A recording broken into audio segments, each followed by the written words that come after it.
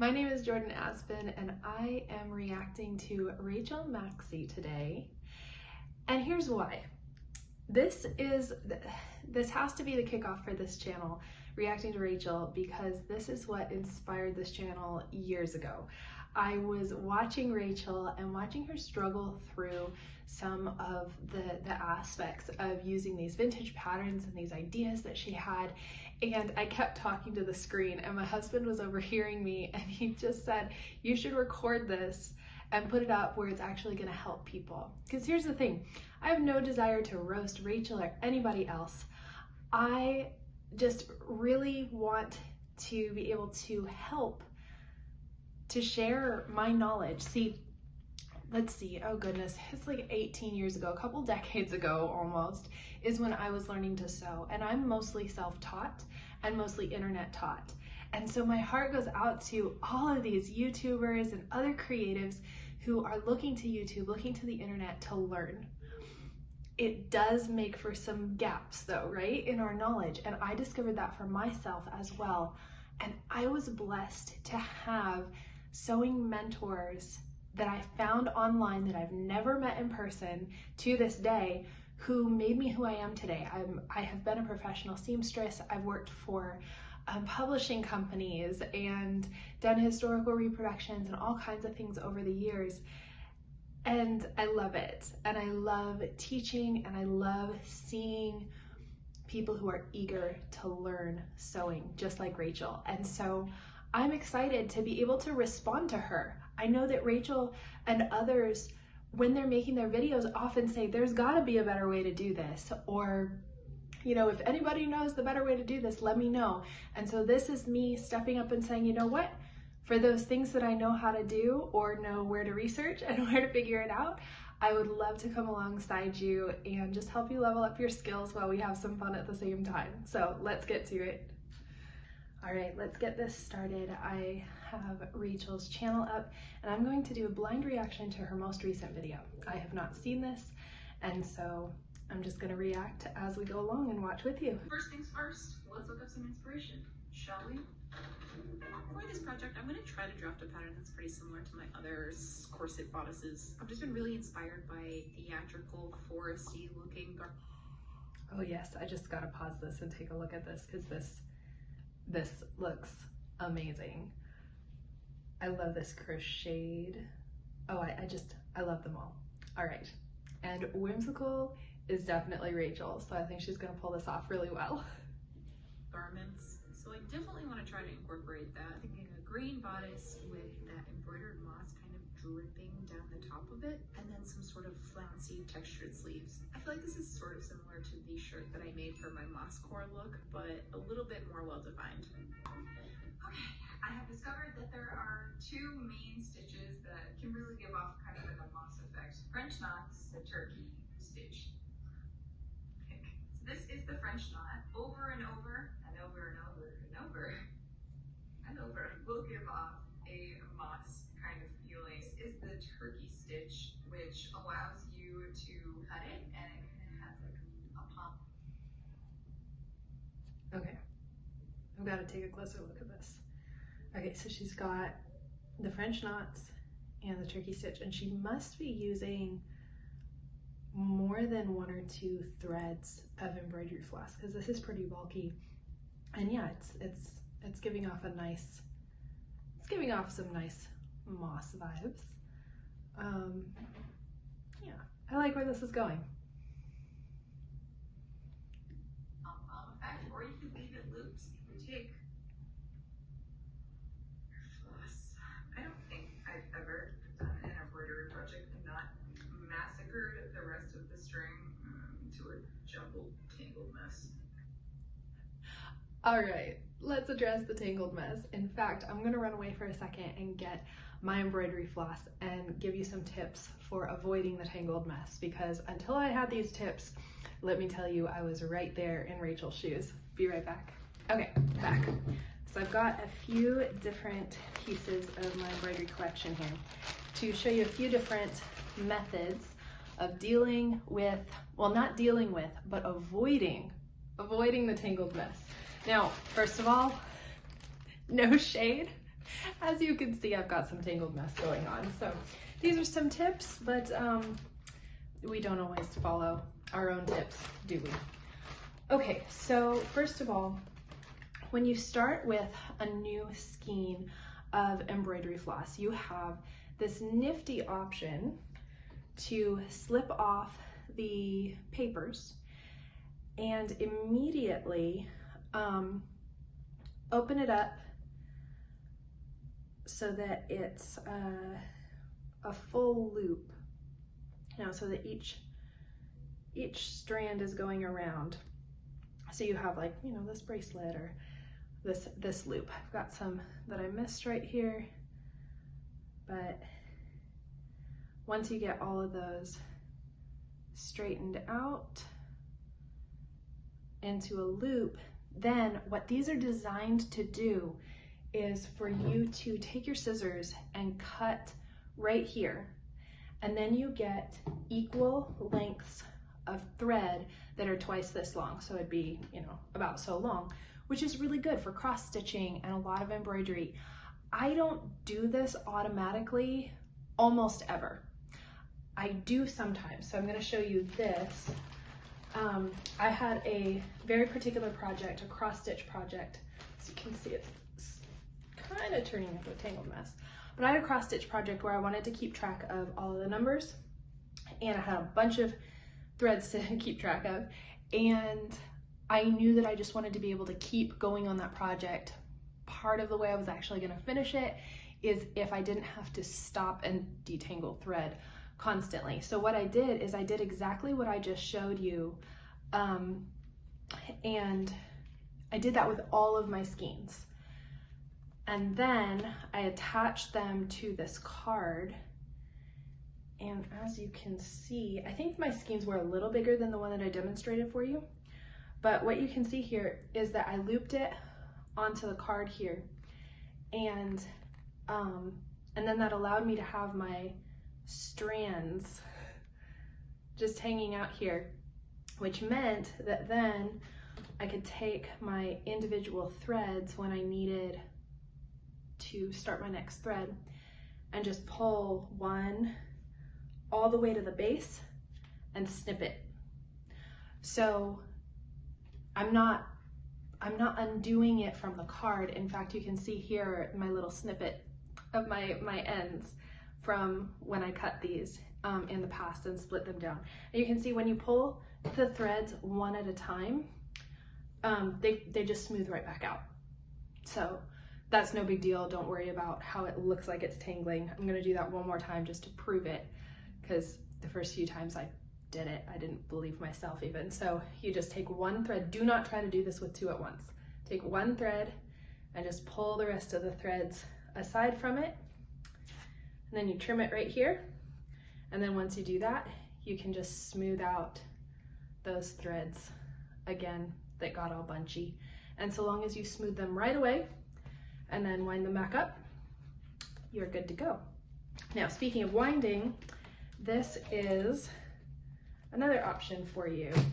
You can just wind up your yarn on its own, or you can get these little thingies, these almost bobbins, and since you can write on them, you can label them with the number, and you can wind those up as well. So taking a few extra minutes when you buy something, when you first open it up, can save you a lot of headache with detangling.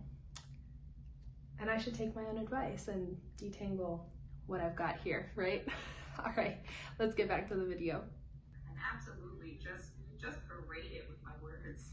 Let's just do another French knot. I'm wrapping it around the needle. I'm gonna do it 2 times there, sticking it back in, pulling it back through. Oh, gracious. So she's, yeah, let me back that up a second here. She is using the entire thread here. All right, that's something that you can do. That is definitely something that you can do if you want this real bulky embroidery. I hope she knows that she can thin that down like I just showed you, where you can pull out one thread at a time and then make the embroidery floss exactly the thickness that you want. that's something that you can do and usually do. Pulling it back through. It's a little loopy. Shoop. Some are a bit more loopy than I think they're supposed to be, but it kind of works for the moss texture. Loop, and pull. The turkey stitch. So you pull up. So one of the reasons that she is dealing with so many loops is because she's using all of those threads at once. It's just a lot more to deal with and handle and pull through. There's a lot more opportunity for the knot to get stuck before it's fully tightened down. Again, for this project, cool. We're looking for something natural. We're looking for something really textured. So it really works. As she practices and wants to refine her French knots and make those little tiny, the little tiny French knots that are very classic to embroidery, she's definitely going to want to thin down her thread and, you know, just practice some more. French knots are one of those things that can be really loopy. It took me some time to make nice and fine French knots, that's for sure. Lots of practice. Here, I don't remember if it's left or right. The left, the little loop next to that one, back to this, up through the original hole. I think I may have added an extra step there. I don't think I did that right. Hold on, wait, hold on. I got this. Go up, down, again, down this way. She says with absolute. I love Rachel for this reason. Sometimes Rachel can get on my nerves, lots of YouTubers can get on my nerves, lots of people get on my nerves. What am I saying? I'm an introvert. But one of the things I love about Rachel is that she shows this entire process, and this is part of her brand, and it's wonderful, and it's doing wonderful things for the world because, yes, Rachel shows us the process. She's not about doing a tutorial for the turkey stitch, you know? She's showing us the process that she goes through, and it's so powerful because when we see refined and polished YouTubers just showing, you know, take 5 or 25 of their attempts after they've been practicing for years, then when we go to do it ourselves and we keep messing up, it can be doubly discouraging, right? But coming alongside Rachel and doing this with her, even just in our imaginations, is just, it feels so much better, right? And there's a time for looking up that tutorial for the turkey stitch to learn how to do it correctly, but there's also the time for community and sitting down next to someone, whether they're on your screen or not, and just doing the thing and messing it up and trying again. Your confidence up through the original loop. Yeah, okay, that did it. You just want to lock it to make sure that this loop doesn't go anywhere. So then you'll have some loops that you can decide to either leave it like that, or if you like, trim, and then you have a little pom-pom texture. I'm probably going to lean more towards the French knot method because I think that looks the most like moss. It's nice to have those 2 stitches. In my tool belt. But before we can get to spending the actual rest of my adult life. Yes, it's very nice to have stitches in your tool belt. And let me tell you, Rachel, I do not have the turkey stitch in my tool belt. I have never done that before. I've seen it, you know, I've seen it done. I've seen it in books, but I have never done it myself. So that's a tool you have in your toolbox that I do not have. Bodice. Hey there, chap. Are you getting ready to drape your own pattern, but are going to ignore what professional seamsters do and instead use your limited knowledge of cosplay builds? Which may or may not work with fabric and may end in a disaster? Well, then perfect. Grab your materials. Remember to keep a perfectly poised and graceful position while working. Always. All right, this is how I learned. This is how I taught myself a lot of this. I also read textbooks. I knew the knowledge, but really there is nothing better than just doing it. So good on you, Rachel. Let's keep going.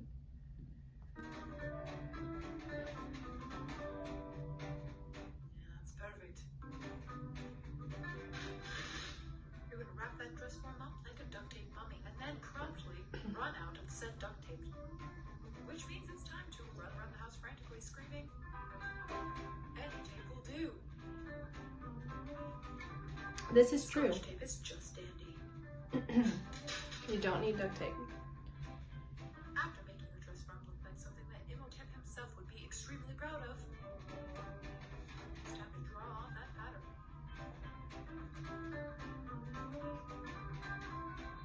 And snip.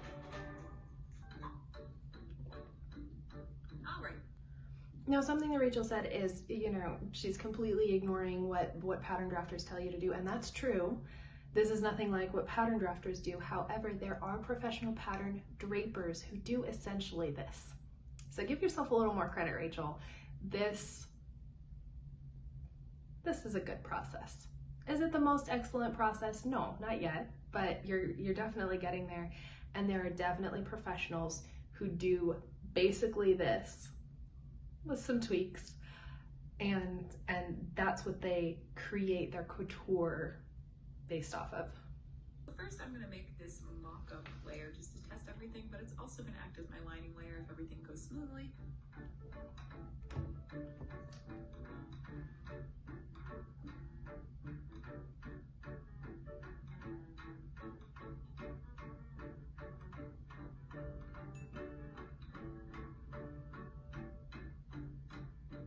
And now that I've got a general idea that it works, time for a little celebratory jig.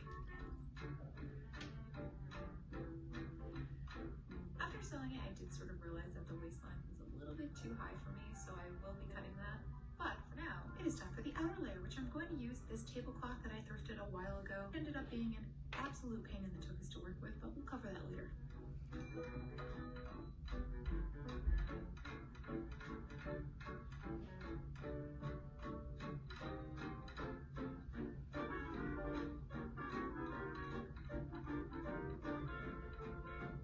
And with that, the bodice is ready to embroider over.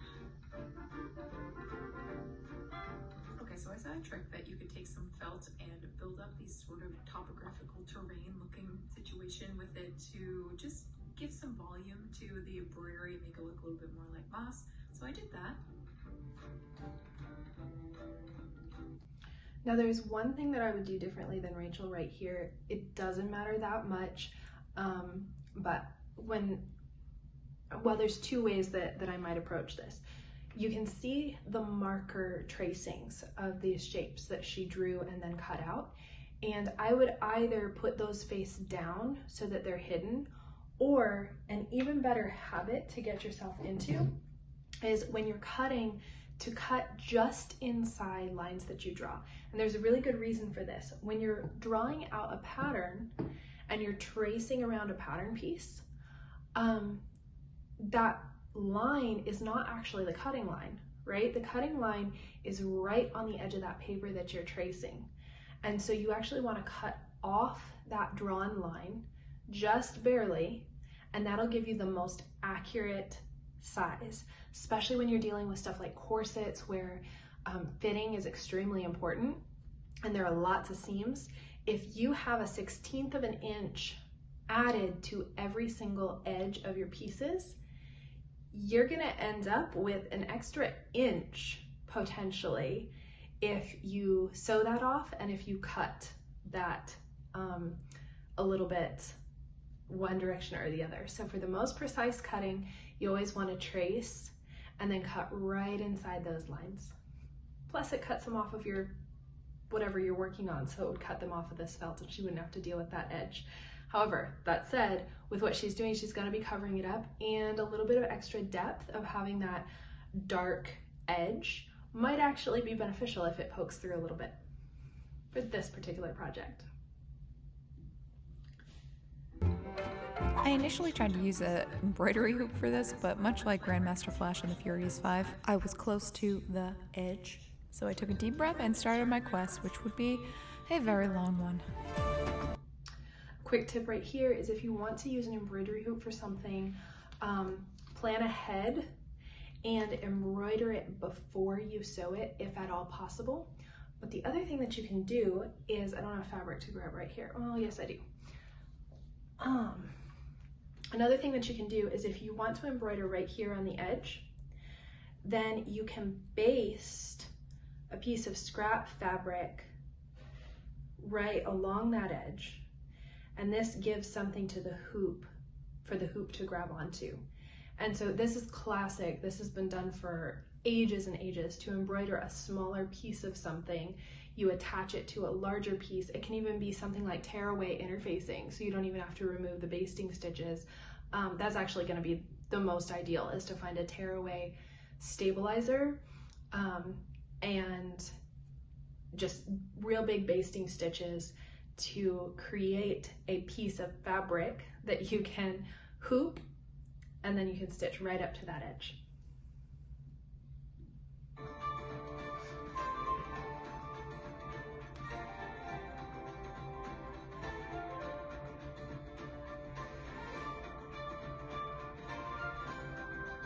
I'm starting to realize I might be a tiny bit geriatric by the time I finish this project, but we persevere. 1 hour later. You would be shocked how much in thread this actually goes through, and I tried to use a little bit different colored, but I didn't really like how it turned out in the end. 2 hours later. To save myself some sanity, I ended up switching over to this tapestry wool, which is clearly much thicker. Yeah, so that confirms what I was commenting on earlier. She's using all of the threads at once to make the biggest French knots and cover as much as possible, as quickly as possible, which for a project like this makes a lot of sense. And it's pretty similar in the end product, so it just saved me so much time.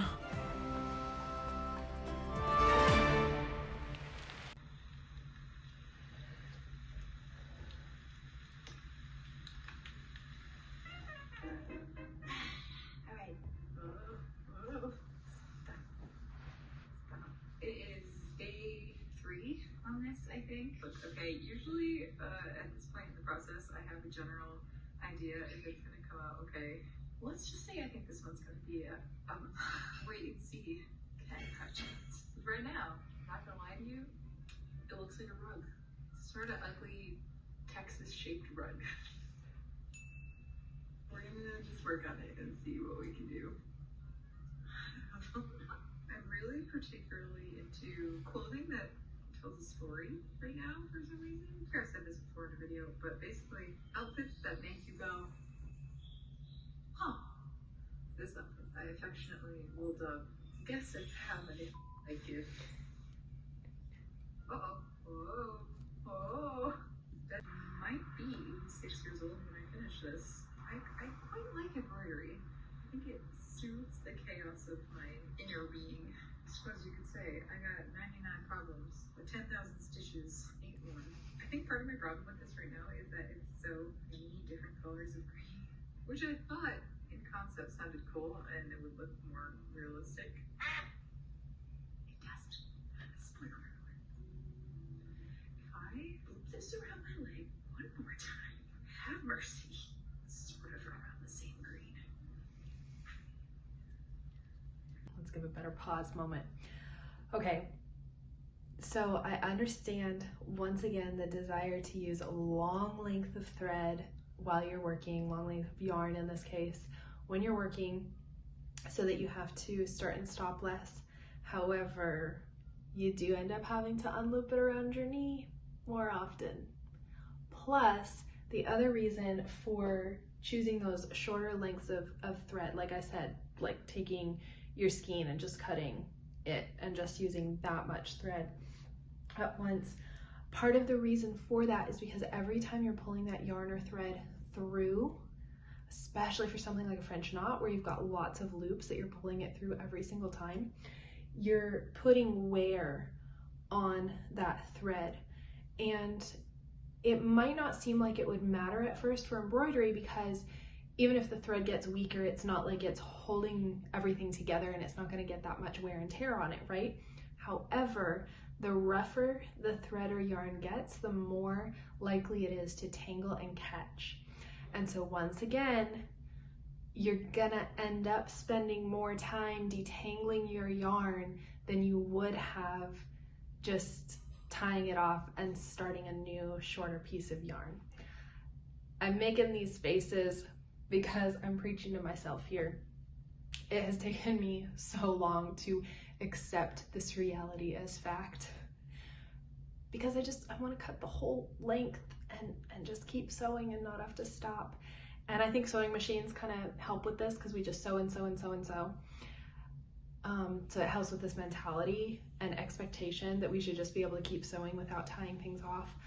But it's really quite valuable to use those shorter lengths of yarn, at most from your fingertip to your nose, and sometimes more like 18 inches is ideal, especially for something like this where you're doing a bunch of French knot embroidery.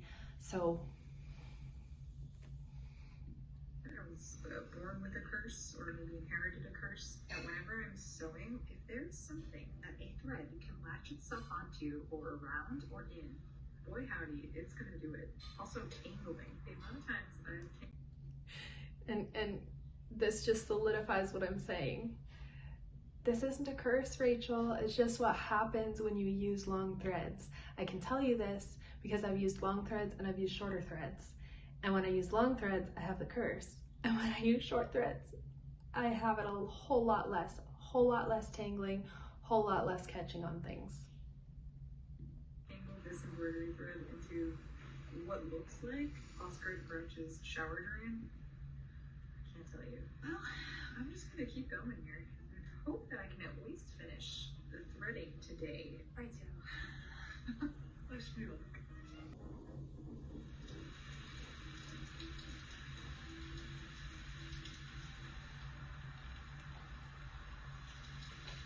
Lovely atmosphere for hand sewing.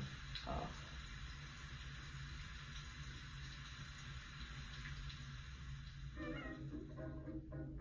Here's what needs to happen today.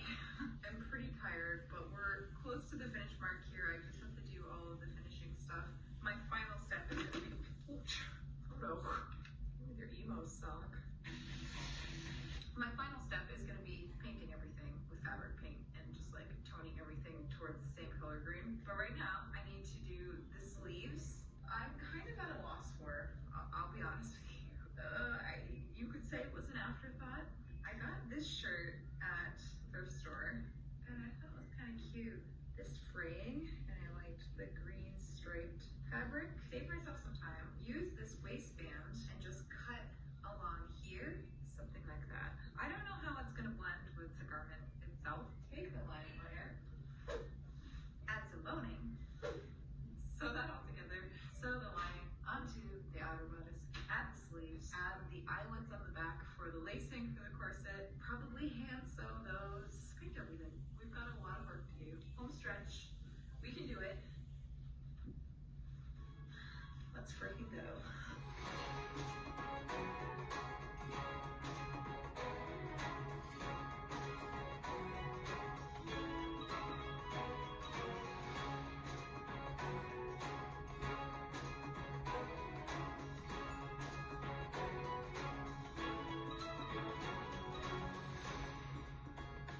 Let's see what this looks like.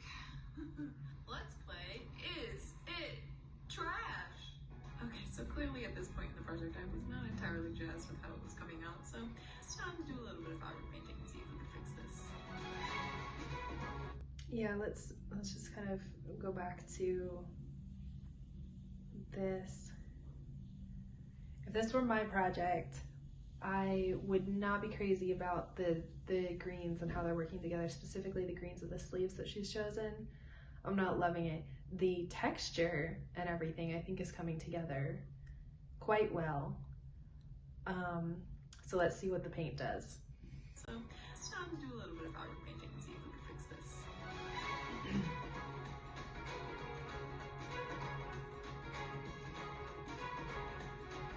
I basically just wanted to tone everything and make it look sort of around the same green versus how many different greens I had. And then because I'm me and because I didn't really like the color of the bodice, I went over that too. I don't know. I mainly wanted to change the color a bit and then make it look a little bit more antique-y and old, and I think I did accomplish that, but I still don't know how I feel about it. But with that vote of confidence being said, let's head to the reveal.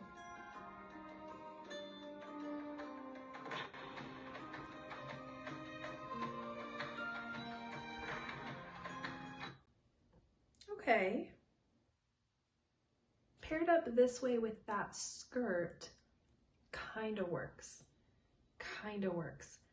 Still not crazy about the color of the sleevey things, but I like what she did with the sleevey things. So there's that.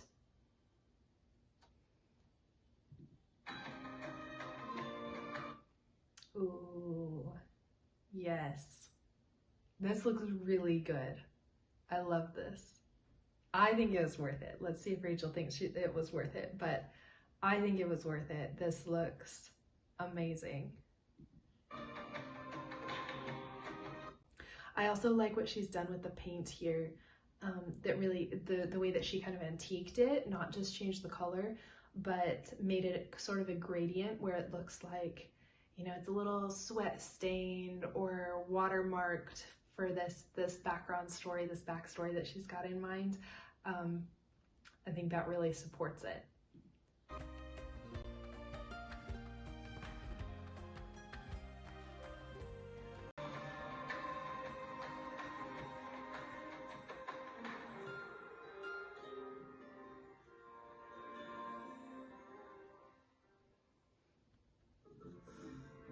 It is complete. Boy, oh boy.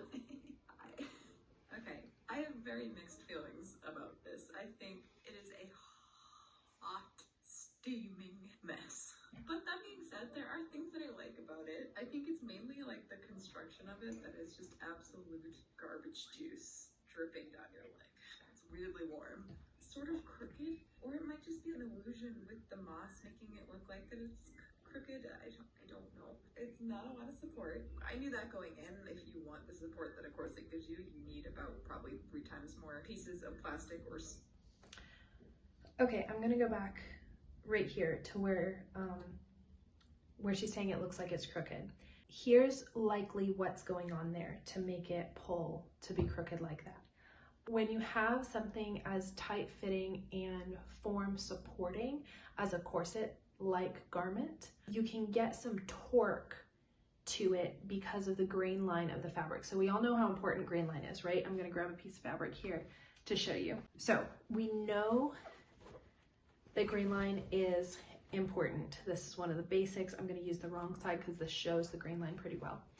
So the lengthwise grain along the edge of the selvage is the strongest. It's the least likely to stretch. So when you're making a corset garment, actually it's good for the lengthwise grain, which we usually make going up and down to support the weight of the actual garment, like a skirt or a dress, especially something that's gonna be heavy, we put it this way. But with a corset, because the most strain is gonna be sideways, it's good to put that lengthwise grain on the crosswise, so going across your body, because it's going to support and be less likely to stretch out of shape. Crosswise is a little bit stretchier. We've got a little bit more give compared to the lengthwise, where we have barely any. We have a little bit more give this way. And then of course on the diagonal, on the bias, that's where you have the most stretch. And so that's why you do not want to cut a corset on the bias. It's just going to stretch all over the place. Now, because the fabric, it has lengthwise and crosswise grains that are not exactly the same strength, when you start cutting lots of pieces and having a lot of pull on that to go around your body for a corset, it can start pulling kind of diagonally on that bias and start twisting. And so that might be what's happening here, because she doesn't have like a coutil or even a twill layer. She has a fabric that's going to be more slippy on that grain line. And so as she moves, she's going to get that shift going on that kind of rotates and pulls it off kilter. One of the ways that you can fix this, if you aren't using a coutil fabric, even if you're using something like twill that has very little stretch and is really good for corsets and fitted things like this, what you can do is you can alternate the grain line. So when you're cutting out your corset, you can cut one piece with the top here and the bottom here, and then this is the lengthwise grain. And then the next piece cut with the top here and the bottom here. so that you're getting a flip-flop effect. If this were velvet, every panel would look darker or lighter because you would get that pile going in the different directions.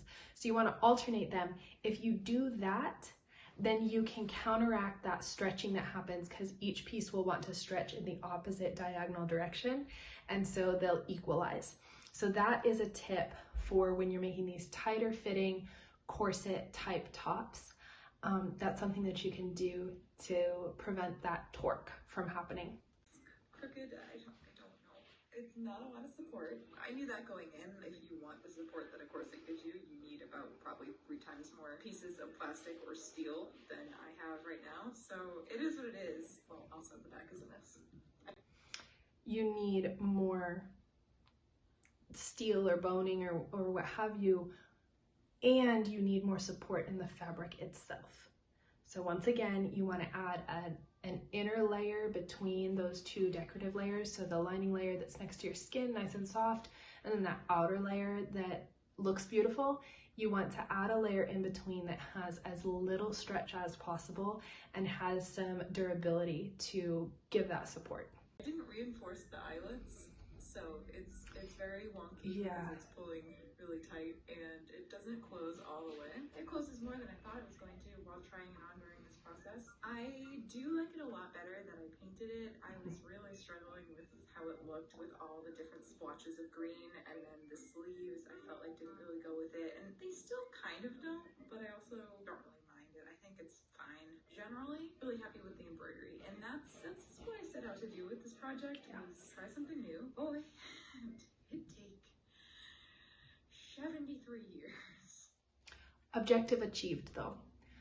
That's something really important to keep in mind when you're evaluating your project. There are always going to be things that you could do better, that you would like to change, that you just don't like, right?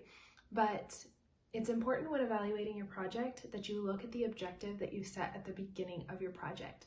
And like Rachel said, for this project, her objective was to create this moss feeling and tell a story. And you know what? She nailed that. She nailed that really, really well. With all the teeny tiny microscopic little knots. So small. So many.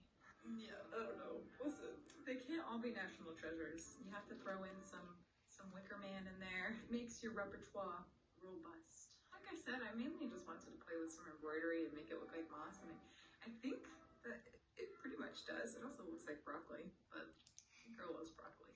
Yes, it looks like the world map. I don't know how that happened, but it does, and that's all I can see when I look at it. Whatever. I feel like a Moulin Rouge can dancer from the swamp. So my biggest takeaway from reacting to trying to make a moss corset with Rachel Maksy is what I talked about right there at the end. When you're evaluating the success of a project, it's important to think about the objective that you set at the beginning of your project. So that's what I'm really taking away from this project and watching Rachel work through it, is keeping that focus in mind that moss experiment, success. And so I would file this in the successful projects category for sure, even though there's plenty that I would change personally if I did this, things that Rachel said that she would change, absolutely. So yeah, that's my number one takeaway. Thinking about projects that I've done in the past, it's really easy for me to just nitpick and always see the things that I could have done better or that I want to do differently. And this is a really great reminder that setting that objective in the beginning, why am I doing this project? And even maybe writing it down.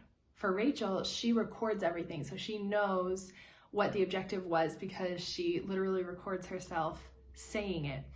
And so if you want to do something similar, you can just jot down a note of I'm doing this project because, and then at the end of your project, you can pull that out and be able to truly evaluate whether the project was a success based on that more objective metric, instead of getting subjective and all up in your head about what you could have done differently.